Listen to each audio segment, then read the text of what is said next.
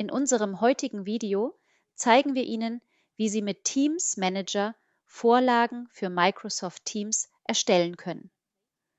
Um eine neue Vorlage zu erstellen, navigieren Sie zur Teams Manager App. Gehen Sie zu den Einstellungen und öffnen Sie unter Punkt 2 Informationen den Abschnitt Vorlagen. Hier sehen Sie eine Übersicht über bereits vorhandene aktive und deaktivierte Vorlagen. Sie können entweder eine Vorlage von Grund auf neu erstellen oder sie aus bestehenden Teams importieren.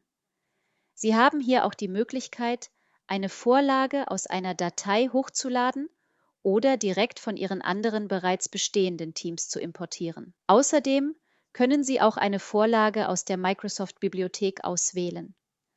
Durch die Erstellung einer komplett neuen Vorlage mit Teams Manager können Sie eine Vorlage nicht nur für Ihre Teams, sondern auch für SharePoint und Kommunikationsseiten, moderne Seiten ohne Gruppe und für Planner erstellen.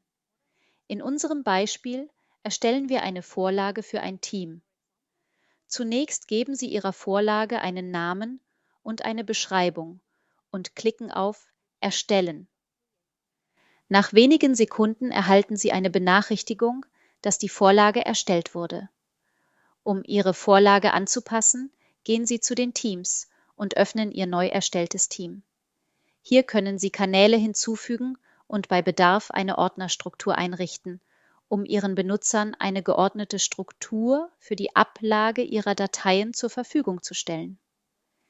In den Notizen ist es auch möglich, Inhalte, Abschnitte, Seiten und Texte in der Vorlage vorab zu definieren.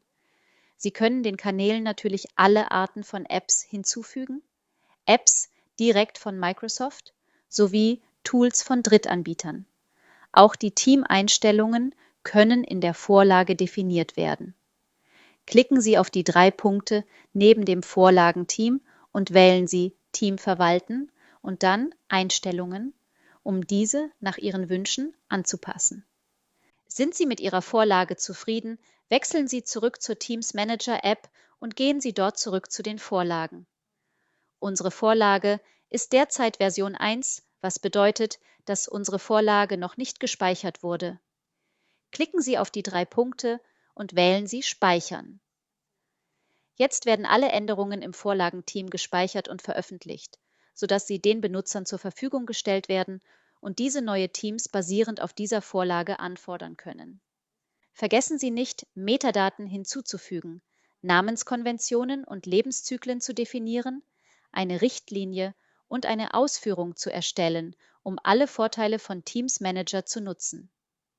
Videotutorials zu diesen Themen finden Sie auf unserem YouTube-Kanal oder auf unserer Website. Wenn Sie nicht möchten, dass eine Vorlage für Benutzer verfügbar ist, können Sie die Vorlage löschen oder deaktivieren. Deaktivierte Vorlagen werden den Benutzern in der Vorlagenauswahl nicht mehr angezeigt, können aber bei Bedarf reaktiviert werden. Wenn Sie die Vorlagen von Teams Manager genauer sehen möchten oder spezifische Fragen haben, buchen Sie bitte eine Demo auf unserer Website.